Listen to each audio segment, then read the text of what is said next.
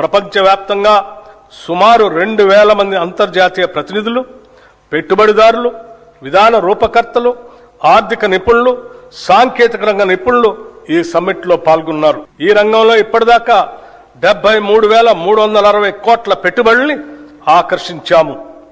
దీనివల్ల 1,00,000 మందికి ప్రత్యక్షంగా మరియు 2,50,000 మందికి పరోక్షంగా ఉద్యోగాలు సృష్టించబడతాయి.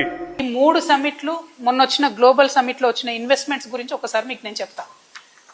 ఫస్ట్ గ్లోబల్ సమ్మిట్ లో ట్రంప్ మీడియా అండ్ టెక్నాలజీ అనే ఒక సంస్థ 1,00,000 కోట్ల ఇన్వెస్ట్మెంట్ పెడుతున్నామని చెప్పి, అయితే ఈ సంస్థ యొక్క మొత్తం మార్కెట్ క్యాపిటలైజేషన్ అంటే మొత్తం వాల్యూ, వాళ్ళకు ఆస్తులు, పాస్తులు, బిజినెస్ లావాదేవీలు అన్ని కలిపి 30,000 కోట్లు. 30,000 కోట్ల సంస్థ అమెరికాలో ఉన్నది. అక్కడి సంస్థ ఇక్కడ 1,00,000 కోట్లు పెడతామని చెప్పింది. మరి ఎట్లా పెడతారు, ఏ రంగంలో పెడతారు, ఏం పెడతారు అనేటటువంటి డీటెయిల్స్ కానీ రోడ్ మ్యాప్ కానీ ఏం లేదు. మొదటిది అది.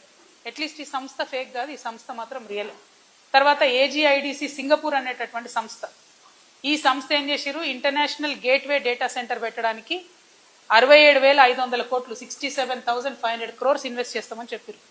కానీ మేము ఎంత వెతికినా కనీసం ఈ కంపెనీ వెబ్సైట్ కూడా దొరకలేదు ఆన్లైన్. AGIDC సింగపూర్ అనే సంస్థ, ఎక్కడ రికార్డ్ లేదు, సింగపూర్లో లేదు, ఎక్కడ లేదు, రిజిస్ట్రేషన్ లేదు. కానీ మన దగ్గరకు వచ్చి మొన్న గ్లోబల్ సమ్మిట్లో 67,500 కోట్లు ఇన్వెస్ట్ చేస్తామని చెప్పడం జరిగింది. ఆ తర్వాత ఇంకోటి ఇన్ఫ్రాకి డేటా సెంటర్ పార్క్స్ అని 70,000 కోట్ల MOU చేసుకున్నారు. వీళ్ళు ఎంత ఘోరం అంటే, వీళ్ళు MOU చేసుకున్న కంపెనీ మొన్న 2025లో గ్లోబల్ సమ్మిట్లో MOU చేసుకున్న కంపెనీ, ఈ కంపెనీని పెట్టిందే ఈ సంవత్సరం మే 2025 పెట్టిండ్రు.